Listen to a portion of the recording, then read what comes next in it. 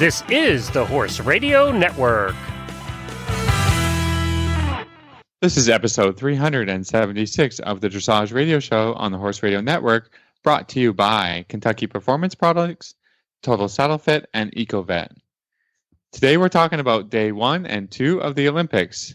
Dolly Hannon talks to us about 3rd and 4th level freestyles, and we're going to tackle a listener question for the Total Saddle Fit tip of the week.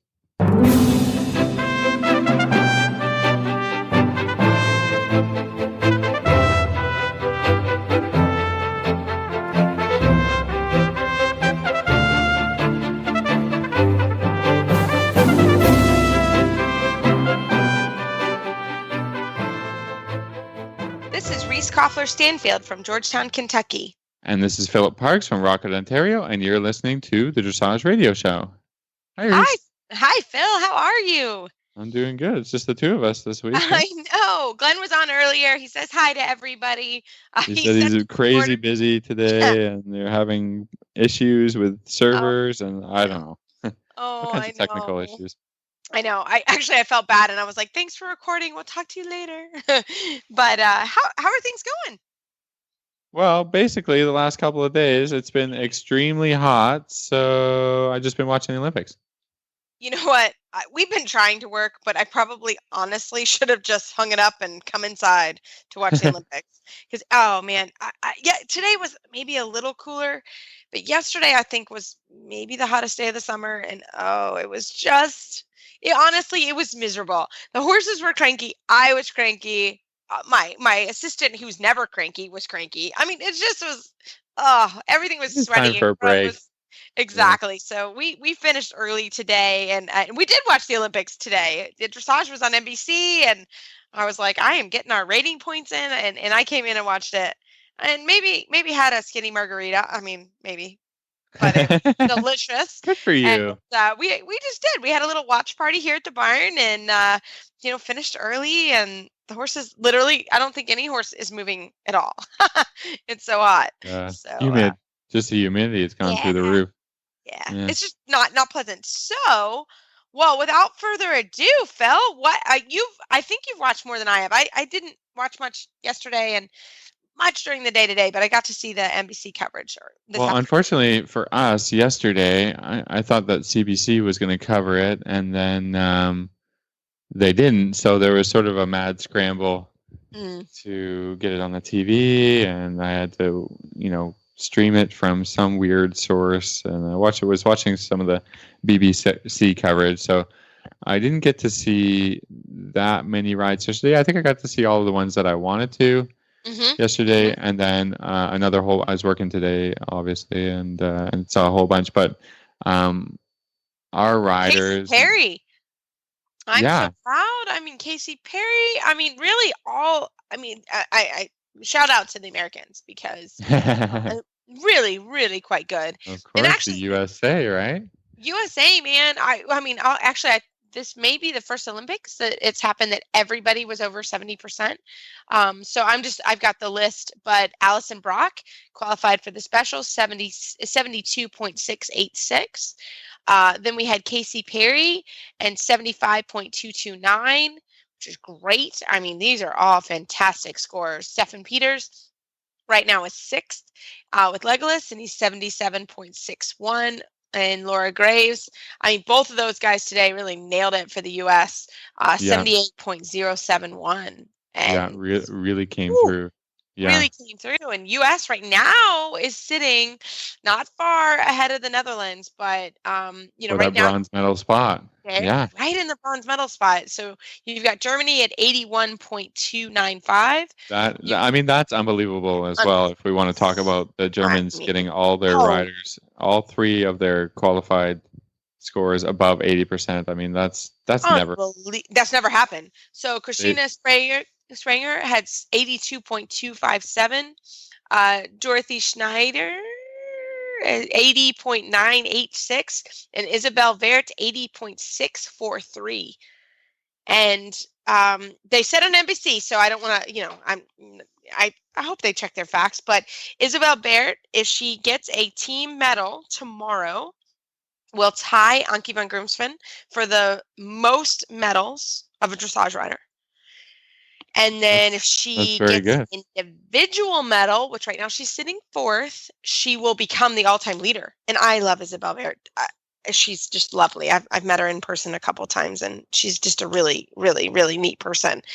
So she's a lawyer. She's a mom. Yeah. I watched all the German riders go, and they've really brought out some super awesome horses. And Isabel had actually a couple of mistakes, which is not really like her. Mm-mm. Just bobbles. Like out of the passage to the walk. She had to do that transition a couple of times because the horse wasn't really on the aids. I mean, this is not a super experienced No, horse. she's only got her this year, right? She's not had her. Yeah, well, she took over the ride from one of her professional riders in her barn, and but it's just a lovely horse, and Isabel rides it amazing, like she rides every horse. Yep. But I got to say, for my favorite horse of the competition so far is this Showtime horse with Dorothy Schneider. Unbelievable. I had heard that she had been doing getting 10s in her passage, and yep, it's unbelievable. Yeah, It's such a beautiful passage. I haven't seen a horse, do that. Even better than Totalist, I think. Anyways, I think it's more regular when you watch it. Just super regular, yeah. The rhythm is just stunning, and you're like, I want to ride like her when I grow up. And just the airtime and just the suppleness of the horse's joints, and I mean that Showtime horse is amazing. Yeah, and then Zonica Rothenberger with Cosmo, which is sort of the 4th rider for the Germans. I mean, this is a 9-year-old horse and a 22-year-old guy or 23-year-old guy. Yeah, it's unbelievable. Unbelievable. You just rode it so well, and I mean, I think their biggest problem there with that ride is that the Cosmo, because he's so young, he has to travel in his Piaffe, so he doesn't get those double coefficient scores. Sure. He doesn't really get on the spot, but I mean, in a year or two, that's gonna be a really wonderful combination. And with the pirouettes of that horse, I mean, you could just see the ability for the horse to collect and sit. I think they're just careful about him, and which is really sort of nice to see, and everything else rode just, the passage is beautiful, everything else just rode really beautifully. I think sort of all the horses, in the top this year really showed nice harmony. I don't think I saw a lot of the, sort of the teeth grinding, sort of tail swishing angry stuff. No, I mean, those horses didn't make the cut. I mean, they really just didn't. And, to get into, it looks like to get into the special, you needed a 71.5%. The only person, and this is actually American bred horse, was Anders Dahl from Denmark, was Selton HW. That horse was actually bred in the United States. He somehow got in with the 69, and that's probably got to do with the teams and the placing. It's the team, yeah. I mean, it doesn't matter your score. If your team sort of qualified for the top, you get in the top 6. Denmark just made it with 6, so all the riders for Denmark will be riding in the special, and all the riders. But he had Sweden, not a slouchy 69.90. I mean, this is 70%. I mean, that's super high marks, and I gotta ask you if you saw Charlotte ride today. Well, everybody knows I totally have a crush on Charlotte because she's awesome. But yeah, I did 85.071. And actually, it wasn't 100% clean. Like he had a couple little bobbles. What did you think of the Piaffes? I felt like there was, he traveled, and every once in a while he was slightly irregular. If you were going to get really picky at it.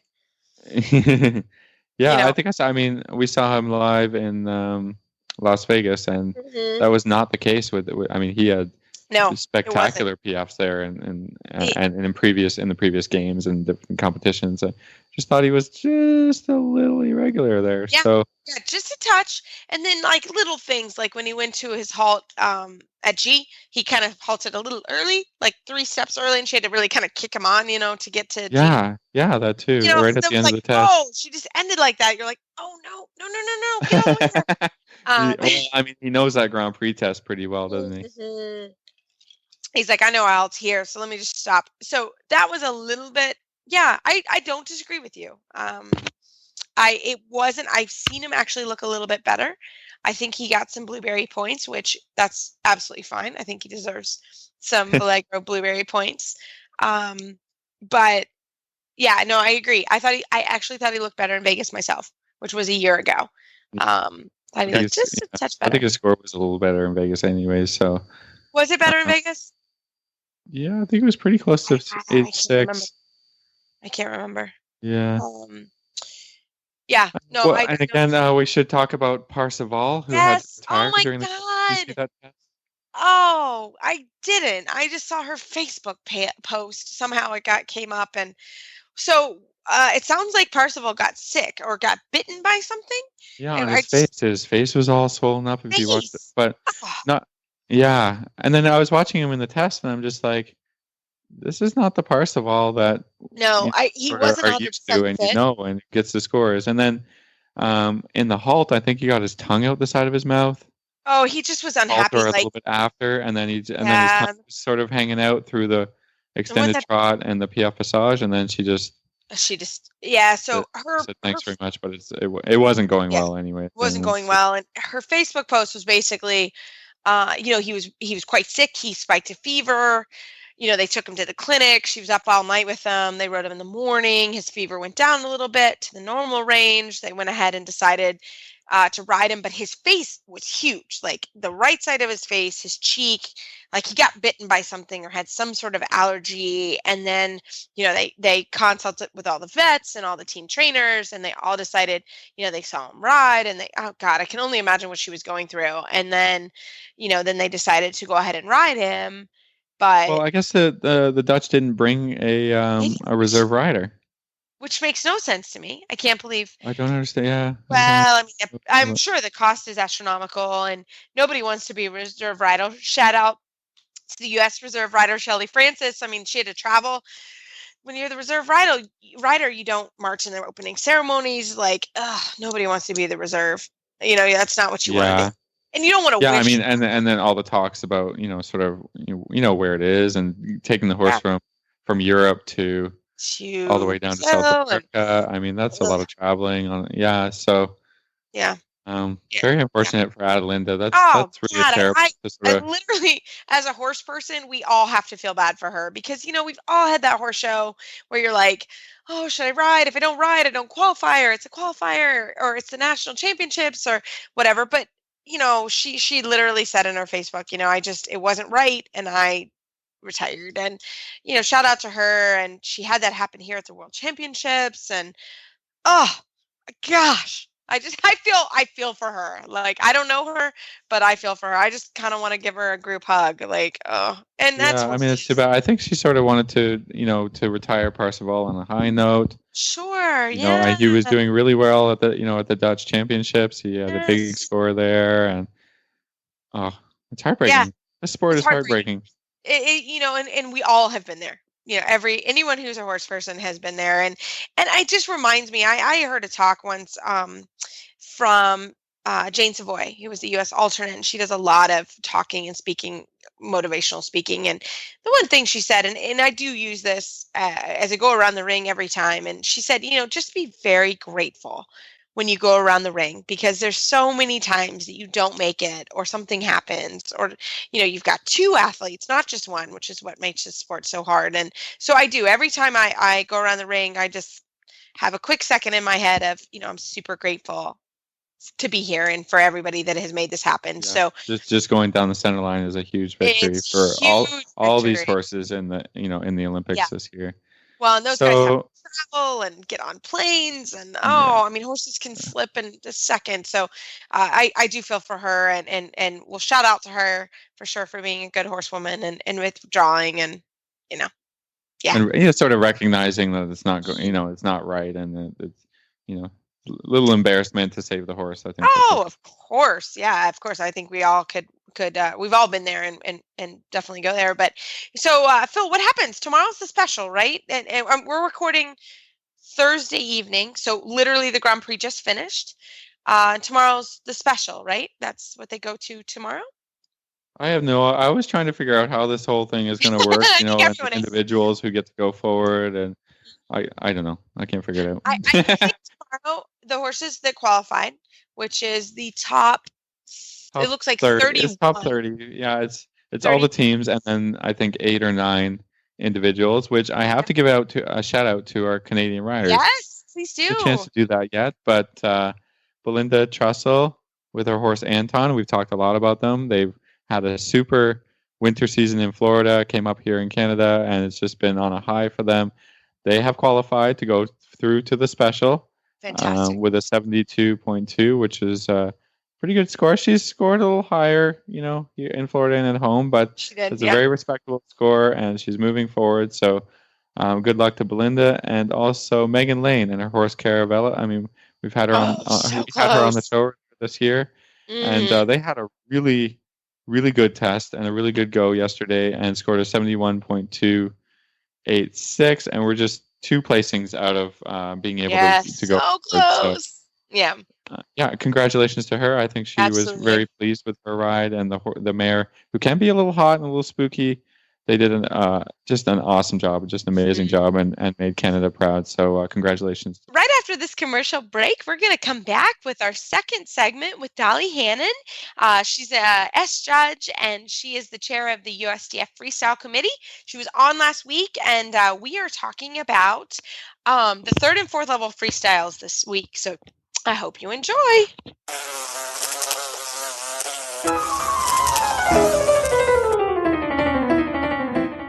Wouldn't it be wonderful if your horse could enjoy a zone of repellency from pesky flies? Well, he can with EcoVet. EcoVet is an entirely new type of fly repellent that is safe for horses and those applying it, offering a real alternative to toxic pesticides like pyrethrins. EcoVet confuses an insect's normal directional ability, the bug's GPS, if you will. So if it can't locate your horse, it can't bite your horse.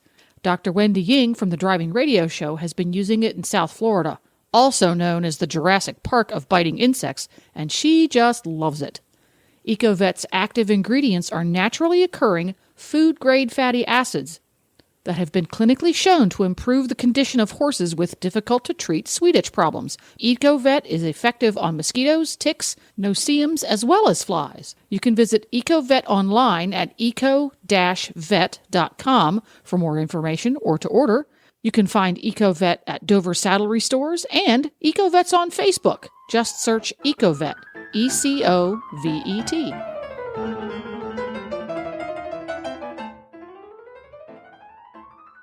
Well, I am so excited, Phil and I, to have Janet L. Hannon, or Dolly Hannon. She is back. She was on the show a couple weeks ago talking about lower level freestyle. She's the chair of the USDF Freestyle Committee, a certified instructor and active in Western dressage committees. Dolly, welcome back to the show. Thank you so much. Well, glad to be back. We loved your first segment, and the through the levels with the judges have been so successful. And in your last segment, we went over training 1st and 2nd level. So if everybody wants to review that as well, but we're going to tackle 3rd and 4th level freestyles today. So Dolly, kind of take it away. Okay. Well, in talking about the 3rd level freestyle, it's the first time that the flying changes are included, and it's the first time that half passes are included. It's also the first time that extended walk, trot, and canter are included. So again, we talked in the first segment about being very familiar with the score sheets. You want to read them over carefully.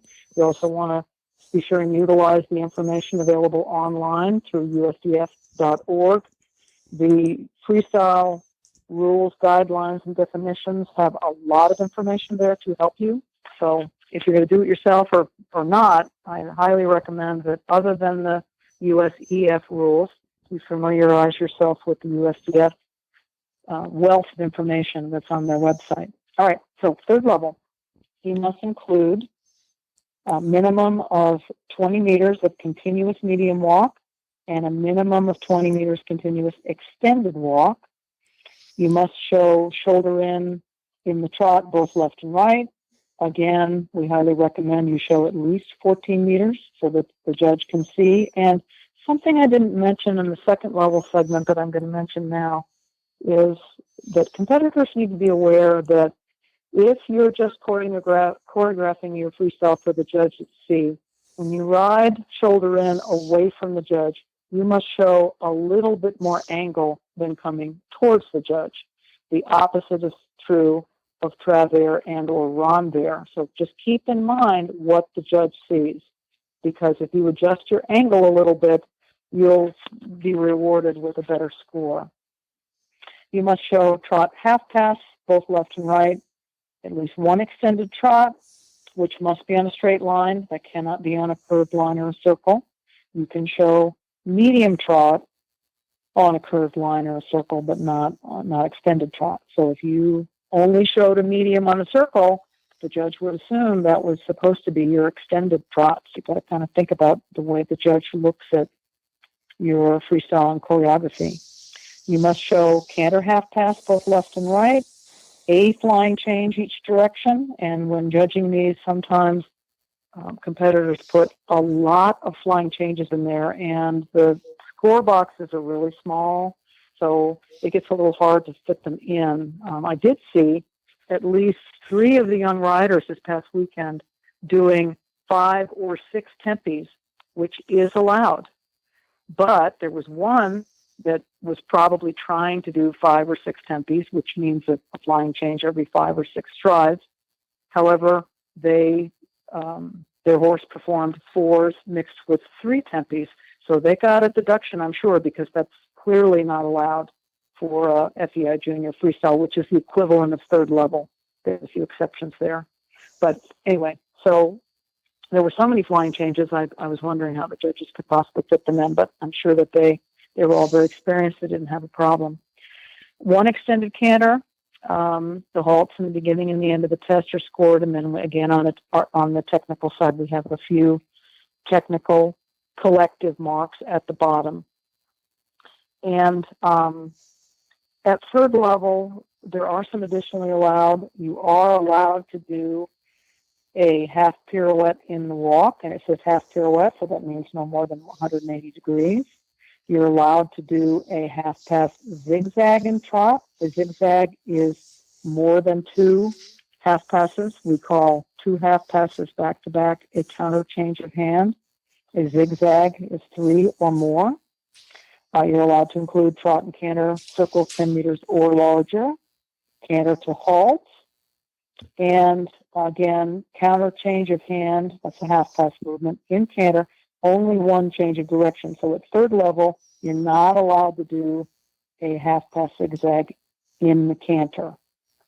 So you want to really look this over and make sure you're clear. Again, if the horse does flying change as well, I think including, some or several is fine. What I see quite a few people do is they keep highlighting the flying changes when the flying changes are not yet confirmed. So they'll get a 7 one direction and a 4 or a 3 the other direction, and that's averaged together. So keep that in mind. If your horse's flying changes are not yet completely confirmed, you may not want to highlight the flying changes in your third level freestyle. And let's see, I think that's it in terms of what's clearly allowed. It's clear that now with the change in the test in the 2015 test cycle, you are not allowed to include anything at a higher level unless it's noted under additionally allowed at the bottom of the test. As we go on to fourth level, again, 20 meters of continuous. Now it's collected walk. This is the first time collected walk is seen at fourth level. And 20 meters of continuous extended walk. Again, if your horse's walk is not the highlight in terms of the quality of gaits, you can think a little bit about where you place it. I mean, if it's too hidden, the judge is going to know what you're doing. But still, you don't necessarily have to put it right down at C or right in front of the judge if there's some rhythm issues with your horse's walk. You must show shoulder in at trot, both left and right. Again, minimum, in our opinion, 14 meters. This is in the rules, guidelines, and definitions. Not listed on the test. It will probably be listed in our next cycle of tests, which we're already working on. You must include a trot half pass, both left and right, an extended trot, at least one, canter half pass, both left and right, flying changes of lead. Every fourth stride, a minimum of 3. You can do more than 3. You just have to be sure, again, that you can do them well. Canter working half pirouette, both left and right, and the working half pirouette is larger than the pre-St. George pirouette. It still could potentially get an 8, 9, or 10 and be approximately 3 meters large. That's what we talk about in terms of figuring out the size. The idea is that the horse clearly sits and carries the weight behind. This is the first time we've seen this in our freestyles. Extended canter, at least one. Again, the halts at the beginning and the end of the test are scored. Under additionally allowed movements, you may include flying changes every third stride, and a canter half pirouette is permitted. So you can show the pre-St. George pirouette, which is smaller than a working pirouette. You just have to make sure you can do it well. If not, it doesn't really pay to include it. And sometimes I'll see people try, and they end up with a low score because their horse isn't strong enough yet. The reason the tests were rewritten to include working pirouettes is to let the horse develop and get strong enough that they can do a correct pirouette without struggling. You're also allowed to include trot and canter circles, 8 meters or larger, and you may do a zigzag, which is 3 or more, changes of direction and half pass, both in trot and canter. So if you really look these over, it's pretty clear what you have to include. And if you familiarize yourself with the tests, and you're writing them, you had to get that qualifying score, so obviously you're writing them, you can start to figure out how you could make the patterns more interesting. How do you change the order or the placement? I see many people using the quarter lines, using the center lines. That raises the degree of difficulty. If you do a shoulder in on the center line, you're completely exposed. You're saying to the judge, okay, here you go. My horse can do this easily. Absolutely. And I think the other thing that is important at this level is to have somebody take a look at your test, because there may be something that you missed, that you either didn't do enough or you did too much of it. Or I think it's just important once you sort of get up in the third and fourth range is, have your trainer or have a friend that's ridden it before just take a look at it, because you want to make sure you have enough walk. You want to make sure that you don't go over the requirements, because you'll get eliminated. So do yourself a favor and ride it or have someone take a look at it. Right. Well, you won't get eliminated for these lower level freestyles, but you'll get a deduction. And you'll also, if it's clearly, I'll say one thing that happens, someone will get nervous or the horse is nervous, there's a problem. We're talking fourth level now, they thought they did their canter pirouette both left and right, but they didn't. The horse spooked or something happened and they got confused and they ended up doing 2 the same direction. And in that case, if it's very clear, and that's why it's so great when we have panels with judges, because we can talk about it, then if that potentially happened, you get scored for the one that was correct, but then you get a 0 for the one you omitted. So it's very important that in terms of thinking about your freestyle, that you can make adjustments. You can tell people that are experienced because, for example, let's say they're doing a fourth level freestyle and they've got a line of 4 tempi changes and they make a mistake. Well, they've put a little clause in their choreography that if there was a problem with their tempis or specific movement, tempis are a good one to pick for this, that there's another place to put another line, because then they can make up for that. And maybe, they got a 5 or a 4 on the first line, but maybe they get a 7 on the second line, and then the scores are averaged. So it's important to really think about your choreography and what you might need to repeat and what you don't need to repeat over and over again, to where it becomes repetitive. But also, if it's not a highlight, why would you feature it? So you just want to think about it, and you, as I said, there's no minimum time for any of these lower level freestyles. So you don't want it to look rushed, but you also don't want to look as though you're circling to take up time or to just be interesting. So additional movements, sometimes they're more interesting, but sometimes they're not. So you want to really think about that.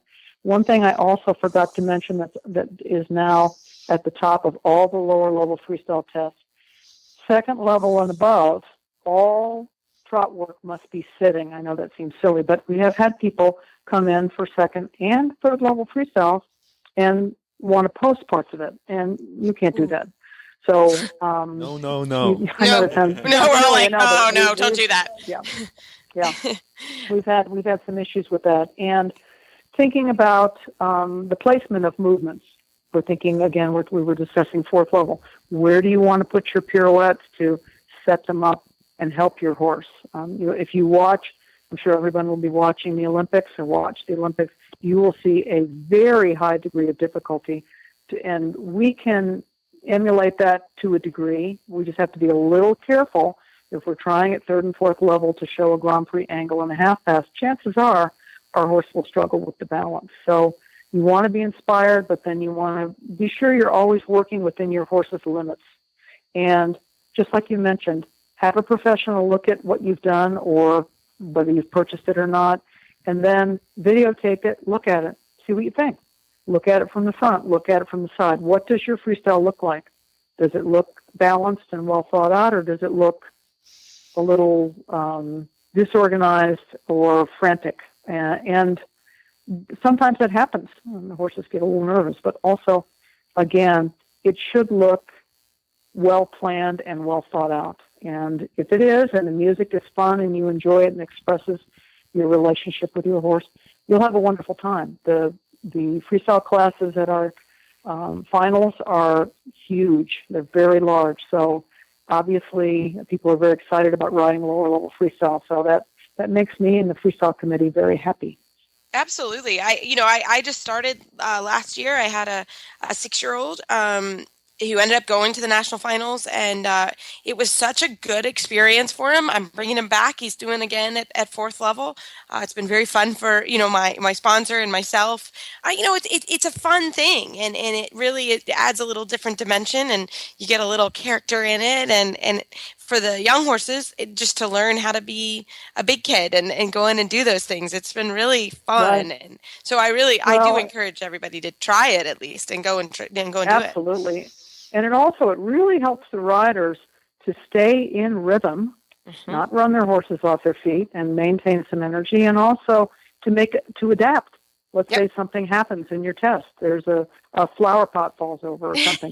What are you going to do? What are you going to do to get back on track and remember where you are and include your movements and let the judge know, hey, things happen and here we go. I'm still on track here. Yeah. So for me, it's a very important rider skill, and especially now that freestyles are required for our FEI and our international competitions.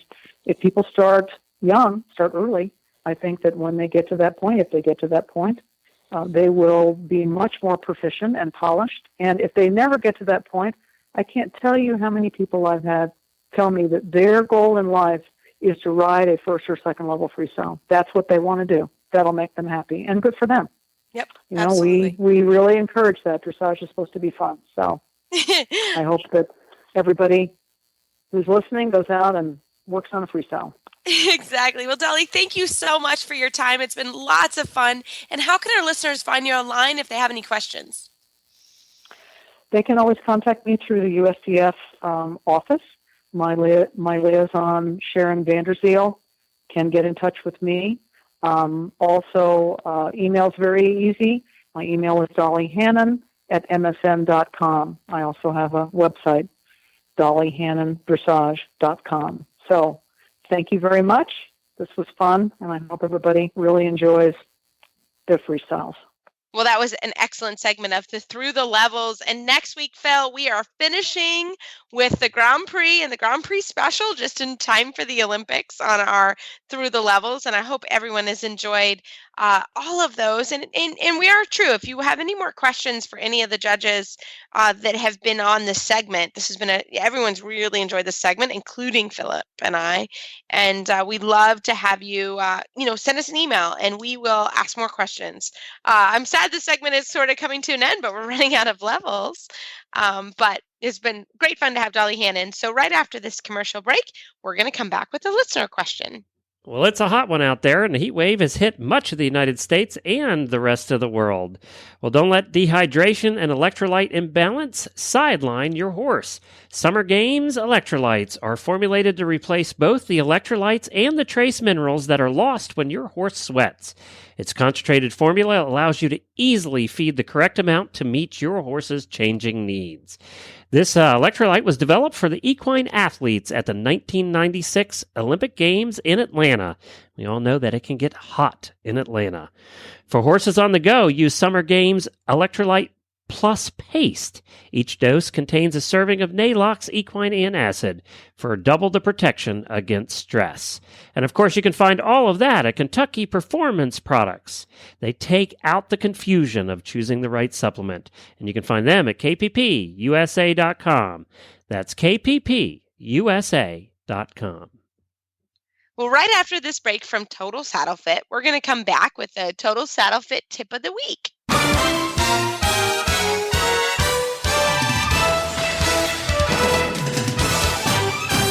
This week's dressage training tip is brought to you by Total Saddle Fit, home of the shoulder relief girth at TotalSaddleFit.com. Well, Phil, I think this is for sure my all-time favorite listener question from Abigail Hansen. Abigail, we love, to our listeners that were listening a couple weeks ago, we were talking about Robo-Phil, that we wanted to make Phil a robot. I wanted to make Phil a robot so I could stay inside and watch TV, and RoboPhil could teach my lessons. Exactly. So we thankfully got a picture of RoboPhil from Abigail. So Abigail, shout out, because let me tell you, I laughed when I opened this email. I literally laughed out loud and promptly sent it to Glenn to get it up on the Facebook page. But we are going to get RoboPhil on the Facebook page. But it looks like me, actually. It really is good, actually, Abigail. It's great. So anybody else that wants to send us a picture of RoboPhil, it will definitely get on the Facebook page. Robo-Reese. Robo-Reese. Yeah, Robot Reese. I don't think the world can handle a Robot Reese. Let's just be real. Just RoboPhil. One robot. RoboPhil is perfect. But Abby sent us a great, she made us laugh, and she was so kind and sent us an awesome email question. So shout out to Abby. Thank you for your email and the art and a great question. So she is definitely listener of the week. So Phil, why don't you start with Abby's question for us? Okay, it's kind of a long question, so I'm going to try and sum it up as best I can. Good. She wants to know when it's time to sell her horse, but in general, when is it time to move on to the next horse? She has an 11-year-old Tennessee walking horse, gelding, that's a little bit gated, but mostly does the trot. She's had him for 3 years, and she bought him as a project horse when she was doing an internship in college. She obviously loves this horse very much, and has worked with him and helped him with his issues, but he tends to be very hot and has issues with rhythm and balance, especially at the canter, and just sort of an anxious horse, I think, in general, which makes it hard to train. These hot horses that it's hard to school things and to really get everything as perfectly right as you want them to be and need them to be in the show ring. She says it kills me that I have more fun riding my friends' horses than actually riding her own. She wants to get back into doing clinics and camps and showing, and she doesn't see it happening with her current horse. So, you and I, we're trainers. We deal with all kinds of horses, and just wondering what's your perspective on this particular situation. I think every situation is really unique, so I don't think we can talk in general, it's time to sell your horse when X, Y, Z happens, but maybe we can help Abby through this. Yeah. Well, I think the first thing when I read this email, Abby seems awesome and lots of fun. And the thing that really struck me was when she said, I don't really like riding my horse. She loves her horse. It's very clear in the email. She loves her horse, but she doesn't like riding her horse, and her horse is actually holding her back in her own personal goals. And I will give a shout out to my mom, because my mom really taught me, we had a farm growing up, but my mom always said, like, we are not keeping a horse here at the farm that doesn't have a job. And I think that's kind of what I would advise and tell Abby, if she's ready to do those things and she's ready to move on, and her horse isn't capable of what she's looking for, there is nothing wrong with finding him a new home. Because I guarantee if we could really ask her horse, is this something you want to do? Do you want to be a dressage horse? His response would probably also would be no. Like, I want to do something else. I want to do trail rides or whatever. He wants to be a hunter, whatever. And I am a true firm believer in horses should do also what they're suited for. So I have a perfect example, and it's kind of a joke at this point. I own a very, very nice 6-year-old hunter. I do not want to own a 6-year-old hunter. I want to own a 6-year-old dressage horse. But I bought this horse as a 3-year-old. Anybody who wants a hunter, give me a call. No, I'm just kidding, kind of. But he's a lovely hunter, and that's what he wants to do in life. And I bought him as a 3-year-old, and it became very clear to us that this particular horse didn't want to do dressage. And, it was a little annoying because that's what I bought him to do. But he wants to be a jumping horse, and he loves it. And he goes out every day and he sees the jumps and he perks his ears, and that's what he wants to do. And so I think it does take a little bit, that's not what I want my horse to do. That's not what Abby's horse, she wants her horse to do clinics and enjoy. But he doesn't want to do that. And my horse wants to be a hunter. So I'm a firm believer in horses should do what they want and do what they love as well. And so that everybody has a great experience with what they're doing. So what I would tell you, Abby, is my advice is, go ahead and find him. I know you love him, and you may be in a position that he can hang out at your farm and do whatever. But, I'm a farm owner, but everybody here has to kind of have a job. So there's nothing wrong with finding him the right person, and it may take 6 months, it may take a year, it may happen tomorrow. Find him the right home so you can move on in what you want to do in your career, because it's expensive to have a horse, and everybody needs to have a job that sort of fulfills the job that you want them to do. So that would be my advice. Phil, how about you?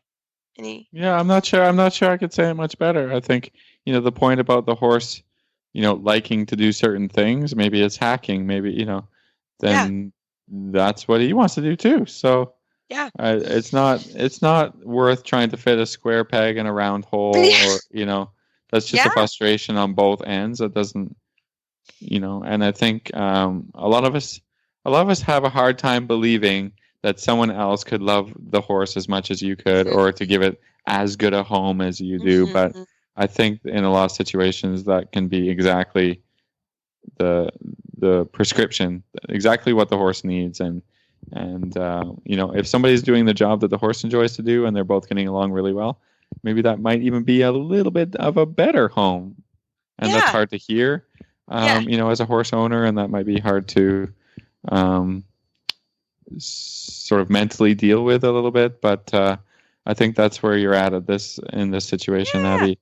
And Phil, I don't know about you, but I've sold horses and actually stayed really good friends with the people I've sold horses to. Yeah, I've sold horses to clients. I've sold horses, where I'm still sort of involved in their lives, and it, almost. What I have tried to do is really take my time to find the situation that works best.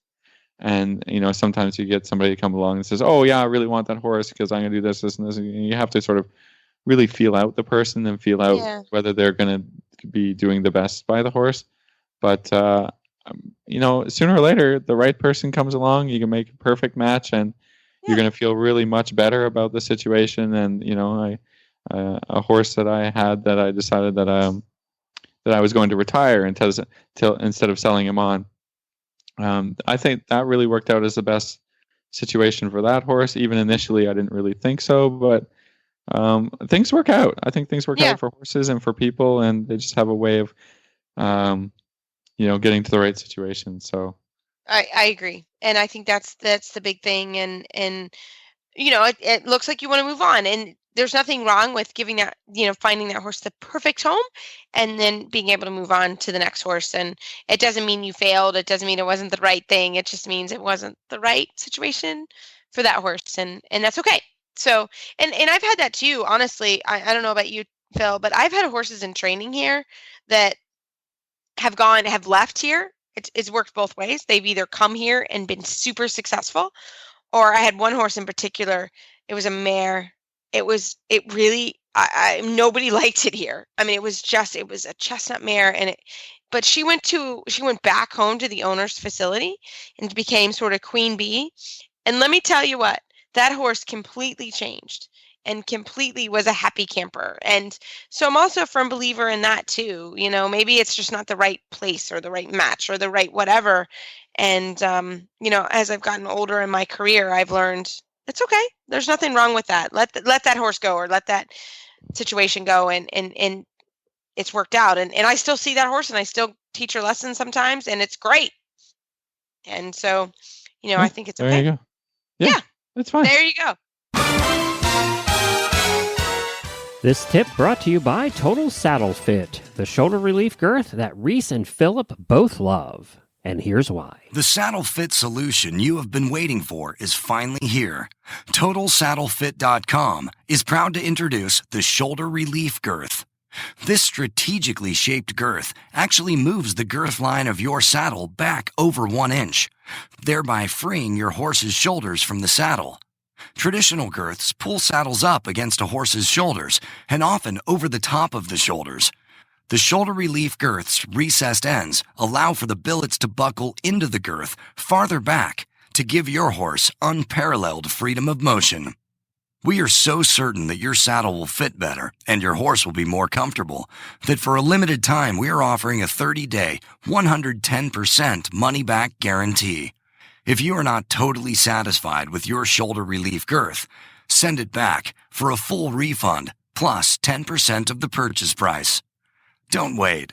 Order now for the best saddle fit solution available. At TotalSaddleFit.com. Visit TotalSaddleFit.com.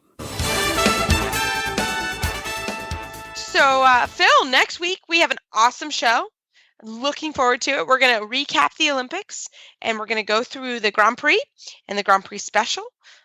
So it's going to be great. So I hope everybody enjoys watching and everybody's coverage works well. The internet works well for everyone while we're all trying to stream the Olympics from our living rooms or offices or work or wherever we are. And everybody gets some sleep, because I don't know about you, Phil. I think I'm a little cranky because I've been watching the Olympics way too late and way too early. So it's been happening for sure. So I hope everyone's enjoying, and we'll have lots to talk about next week. And keep those emails and Facebook shout outs coming. Take a look at the Facebook, the Dressage Radio Show Facebook, like it, and you'll get to see a look-see at Abigail's painting of Phil. It's pretty awesome. So we also will take more if you want to send some more. So you can find our show notes and links to today's guests on our website, dressageradio.com. Like us on Facebook, just search Dressage Radio Show. Follow us on Twitter at Horse Radio. My website is maplecrestfarmky.com, and my email is reese@horseradionetwork.com. The best way to find me online is through Facebook. Just search Philip Parks, or my email is philip@horseradionetwork.com. I want to thank our sponsor this week for allowing us to put on a great show. And don't forget to check out all the other shows on the Horse Radio Network at horseradionetwork.com. Everybody, keep your heels down and your shoulders back, and we will talk to you next week.